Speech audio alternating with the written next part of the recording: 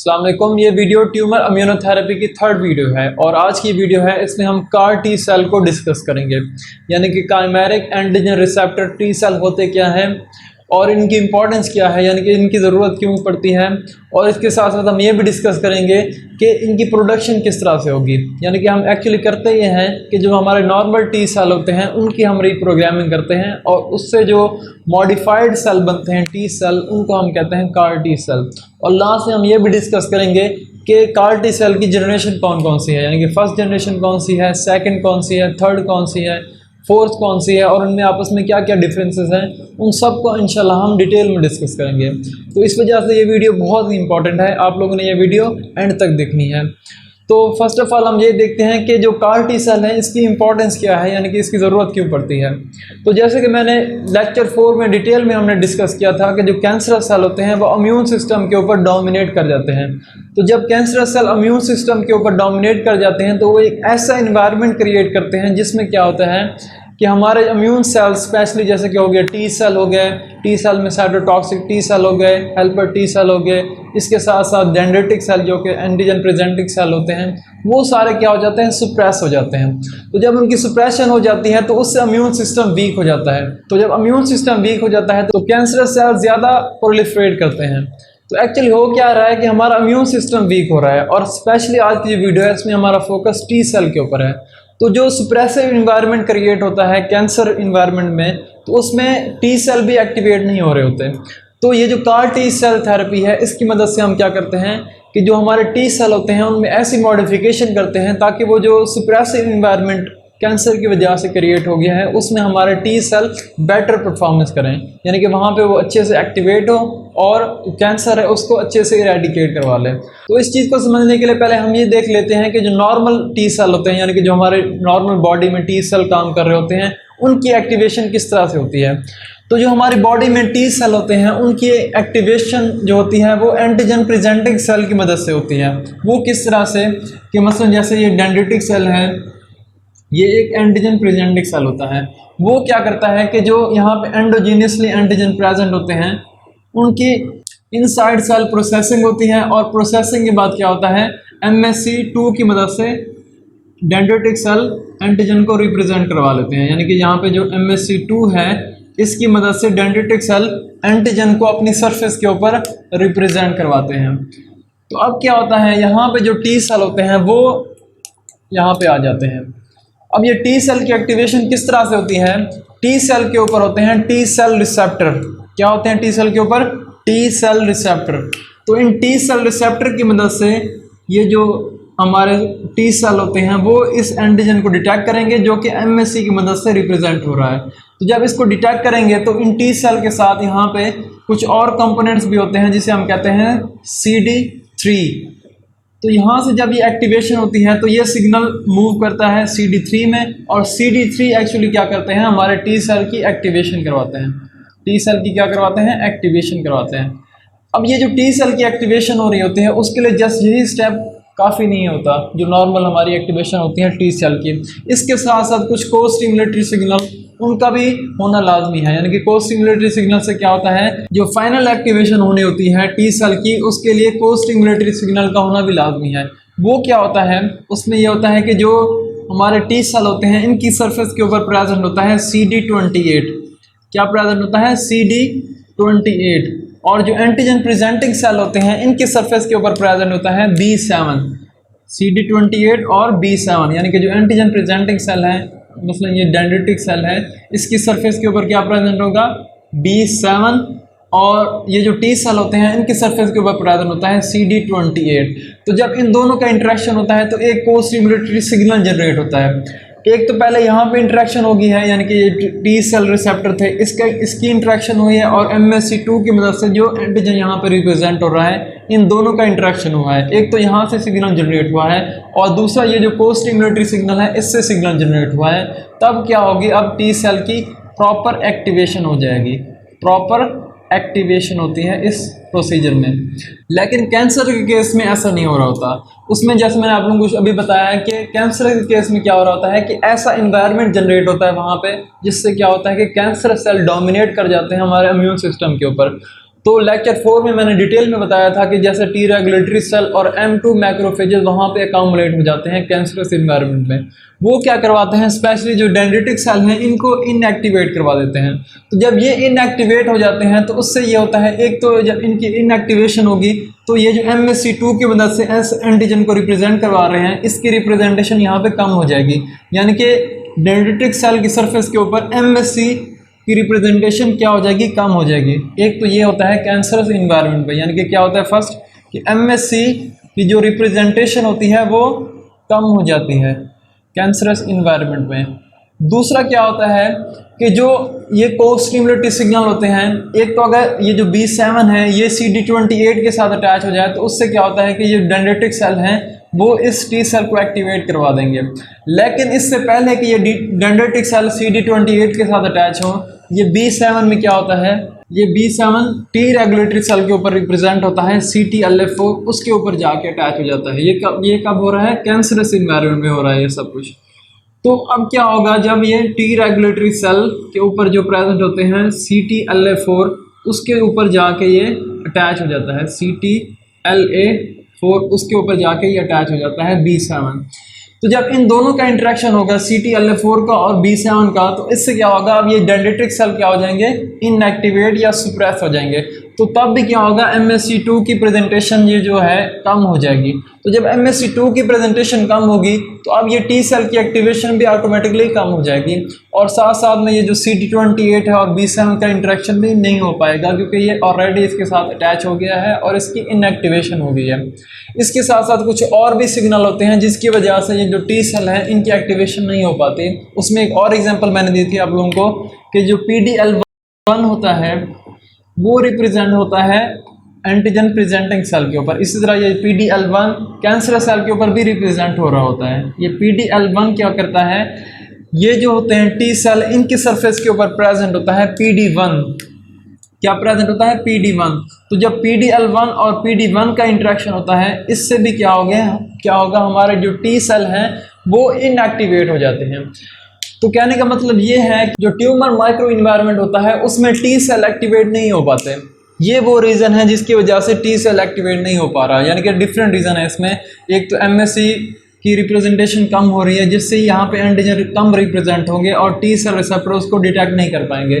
दूसरी वजह मैंने आप लोगों को बता दी कि यहाँ पे को स्टिमुलेटरी सिग्नल कम एक्सप्रेस होंगे या यहाँ पे जाके वो ऑलरेडी अटैच हो जाएंगे इसके साथ। इससे भी क्या होगी, अब जो एंटीजन प्रेजेंटिंग सेल है वो कम एक्टिवेट करवा पाएंगे टी सेल को। इसी तरह यहाँ पे कुछ इंटरेक्शन होता है, जैसे PDL1 और PD1 का इंटरेक्शन होता है, उससे भी टी सेल की एक्टिवेशन कम हो जाती है।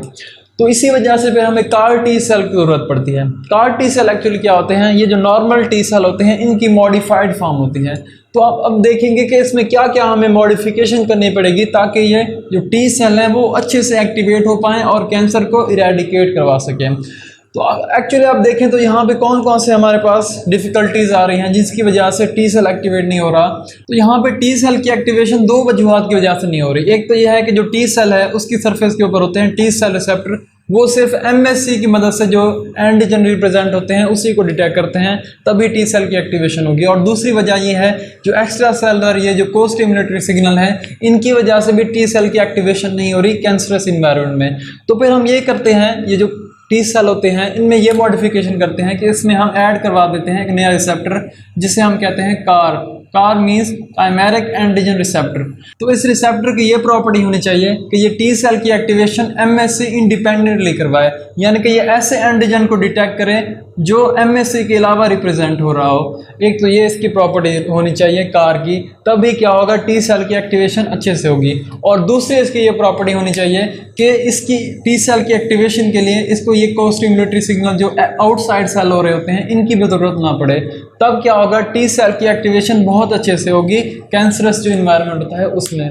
तो जब हम CAR T सेल बना रहे होते हैं उसमें हम यही मॉडिफिकेशन करते हैं ताकि ये जो टी सेल हैं ये अच्छे से एक्टिवेट हो सकें उस कैंसरस इन्वायरमेंट में। तो अब हम देखते हैं कि हम CAR T सेल को बनाते किस तरह से हैं। तो first step CAR T cell बनाने में ये होता है कि हम जो पर्सन जो कि कैंसरस पर्सन है उसमें से हम टी सेल को रिमूव करते हैं। ये जो टी सेल हम रिमूव करते हैं इसमें हम डिफरेंट प्रोसीजर की मदद से टी सेल को रिमूव कर सकते हैं। उसमें एक मेथड है एफआरएसएस, उसकी मदद से हम सिलेक्टिवली जो टी सेल होते हैं उनको हम रिमूव कर लेते हैं। अब हमने क्या किया, ये जो पर्सन है, ये जो कैंसरस पेशेंट है, इसमें से हमने टी सेल को रिमूव कर लिया है। अब इन्हीं टी सेल के अंदर हमने मॉडिफिकेशन करनी है, यानी कि इसके अंदर हमने वो जो नया रिसेप्टर है जिसे हम कहते हैं काइमेरिक एंटीजन रिसेप्टर, वो ऐड करना है। तो उसको हम कैसे ऐड करते हैं, ये जो टी सेल होते हैं इसको हम इंसर्ट कर देते हैं टिश्यू कल्चर में। ये जो टी सेल होते हैं इनको हम टिश्यू कल्चर में इंसर्ट कर देते हैं। तो यहाँ पे हमने टी सेल को टिश्यू कल्चर में इंसर्ट कर दिया। तो एक टी सेल को मैं यहाँ पे बड़ा बना देता हूँ। तो हमने करना क्या है, ये जो टी सेल है इसमें हमने वो रिसेप्टर को ऐड करना है। तो वो रिसेप्टर क्या है, प्रोटीन इन नेचर है। तो यानी कि एक्चुअली हमने करना ये है कि उस प्रोटीन को इस सेल में ऐड करवाना है। तो उस प्रोटीन को इस सेल में हम कैसे ऐड करते हैं, एक्चुअली हम ये जो जीन होता है उस प्रोटीन का, उसको इंसर्ट करेंगे। तो उस जीन को हम किस तरह से इंसर्ट करते हैं, उसमें हम ये करते हैं कि जो वायरस होता है उसको हम एज अ वेक्टर के तौर पे यूज़ करते हैं। यानी कि जो वायरस है उसको हम वेक्टर के तौर पे यूज़ करते हैं। और वेक्टर का हमें पता होता है कि वेक्टर क्या करता है, वो जो सिलेक्टिव हमारा जीन होता है उसको किसी सेल के अंदर वो ट्रांसफ़र कर लेता है। तो अब जब वायरस को हम एज अ वेक्टर के तौर पे यूज़ करेंगे तो ये जो हमारा सिलेक्टिव जीन होगा जो कि कार जो रिसेप्टर है उसके जीन यहाँ पे प्रेजेंट है इस वायरस के अंदर, इसको हम क्या करेंगे, इसका इन्फेक्शन करवा देंगे इस टी सेल को।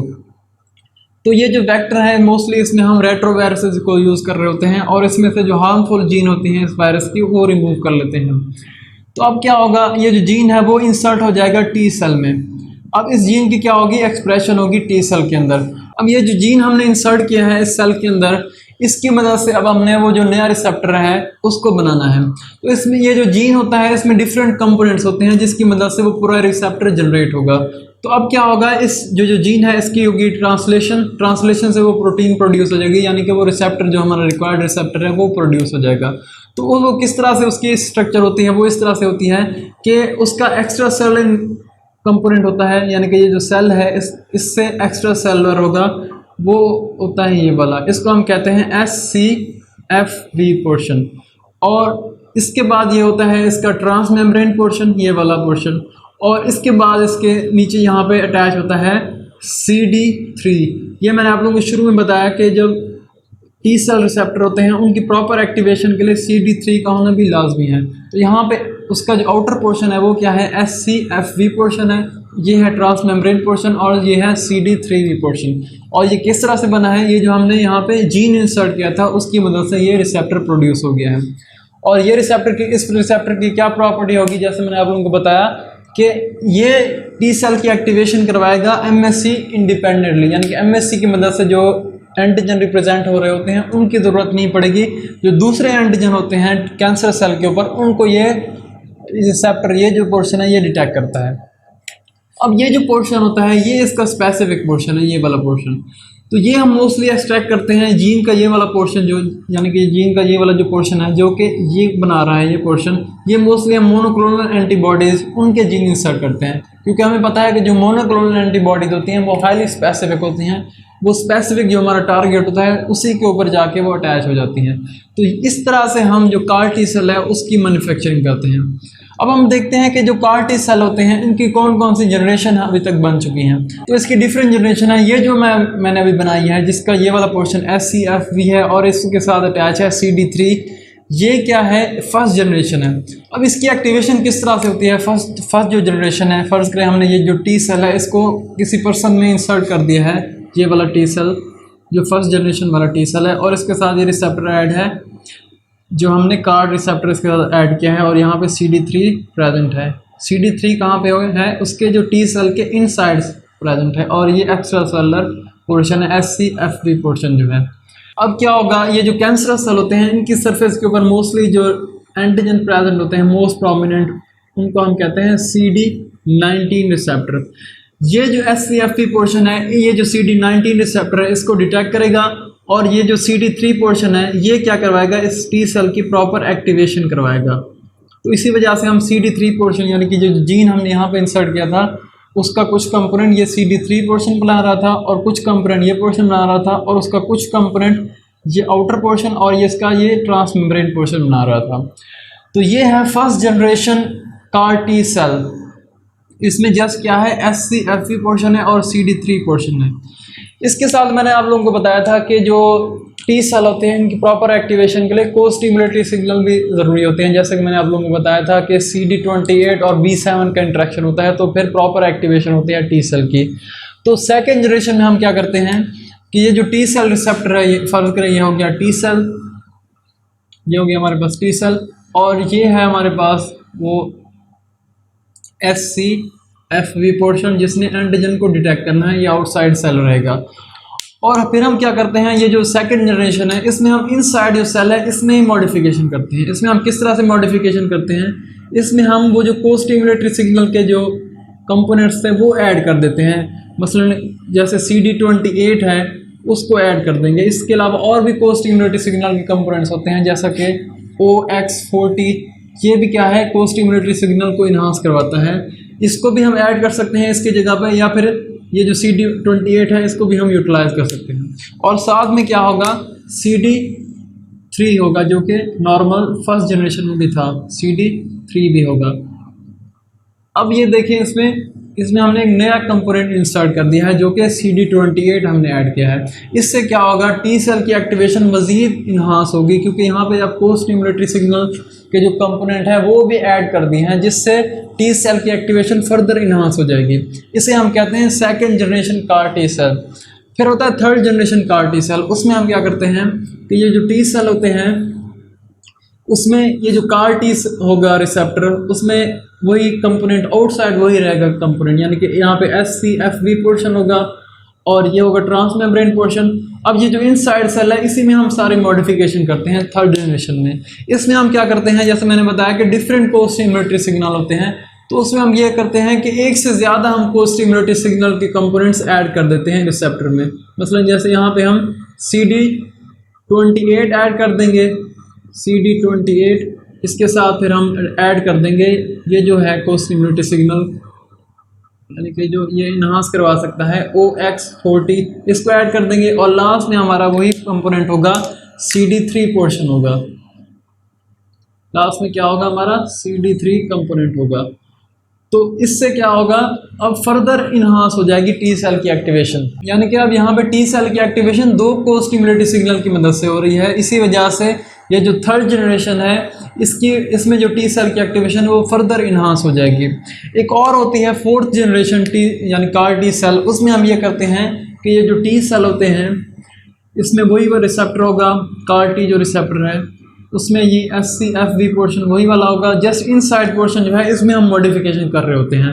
इसमें हम क्या करते हैं, एक ही को स्टिमुलेटरी सिग्नल को ऐड करते हैं। मसलन जैसे ये CD28 है इसको ही ऐड करेंगे, CD28 को जस्ट यहाँ पे हमने CD28 को ऐड कर दिया, और साथ में वो जो CD3 है उसको भी हम ऐड कर देंगे इसके साथ। यहाँ पे CD3 को भी यहाँ पे ऐड कर देते हैं। अब ये जो CD3 है और ये CD28 है, ये क्या करवाएंगे, टी सेल की एक्टिवेशन करवाएंगे, जैसे यहाँ पे ये करवा रहे थे। एक और चीज़ हम इसके साथ और ऐड करते हैं, कुछ ऐसे केमिकल मीडिएटर होते हैं जो कि टी सेल की एक्टिवेशन को फर्दर इन्हांस करा देते हैं। उसकी सबसे बेस्ट जो एग्जांपल है वो है इंटरल्यूकिन 2। इंटरल्यूकिन 2 क्या करता है, एक तो टी सेल की एक्टिवेशन करवाता है और दूसरा टी सेल की प्रोलिफरेशन को भी इन्हांस करवा देता है। तो यहाँ पे हम इंटरल्यूकिन 2 को कैसे यूटिलाइज करते हैं, यानी कि जो फोर्थ जनरेशन है कार टी सेल की, उसमें हम ये करते हैं कि यहाँ पे ये जो कंपोनेंट है ये तो वैसे एक्टिवेट करवा रहा होगा जैसे यहाँ पे उसने टी सेल को एक्टिवेट किया था, यानी कि CD28 को स्टिमुलेटरी सिग्नल की मदद से टी सेल को एक्टिवेट करवाएगा, और ये जो CD3 है वो इनसाइड जो सिग्नलिंग है वो करता है सेल की और टी सेल की एक्टिवेशन करवाता है। साथ में हम ये करते हैं कि ये जो CAR T cell fourth generation है इसमें इंटरल्यूकिन 2 के जीन्स भी इंसर्ट कर देते हैं इस सेल में।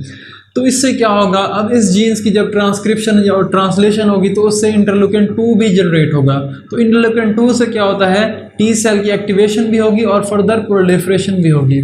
तो इससे मज़ीद जो फर्दर एक्टिवेशन हो जाएगी टी सेल की, और वो अच्छे से कम्बैट करेगा कैंसर सेल के अगेंस्ट। तो ये वो थे प्रोसीजर जिसकी मदद से हम कार टी सेल को प्रोड्यूस कर सकते हैं, और उनकी जो डिफरेंट जनरेशन है उनको हम भी डिस्कस किया है। जब ये लास्ट में कार टी सेल प्रोड्यूस हो जाते हैं तो उनको हम ह्यूमन बॉडी में किस तरह से इंसर्ट करते हैं, पहले हम क्या करते हैं, इस पर्सन को जिससे हमने कार टी सेल रिमूव किए थे, इसकी हम कीमोथेरेपी करेंगे। कीमोथेरेपी में हम क्या करेंगे, इसके जो यानी कि प्रो ट्यूमर जो सेल्स है वो रिमूव करवाएंगे। प्रो ट्यूमर सेल वो थे जो कि इम्यून सिस्टम को सप्रेस करवा रहे थे। इसके अलावा जो कुछ और लिम्फोसाइट जो पहले से प्रेजेंट थे उनको भी हम रिमूव कर देंगे, जिससे क्या होगा, ये जो टी सेल हम अब इंसर्ट करेंगे इनको एक प्रॉपर स्पेस मिलेगी और अच्छा एक मौका मिल जाएगा कैंसर के अगेंस्ट लड़ने का। तो ये प्रोसीजर होता है जिसकी मदद से हम कार टी सेल बनाते हैं। तो आई होप आप लोगों को ये लेक्चर समझ आ गया होगा। तो आप लोग मेरे चैनल को सब्सक्राइब करें और ये वीडियो अपने फ्रेंड्स के साथ भी शेयर करें। वीडियो देखने का शुक्रिया। अल्लाह हाफ़िज़।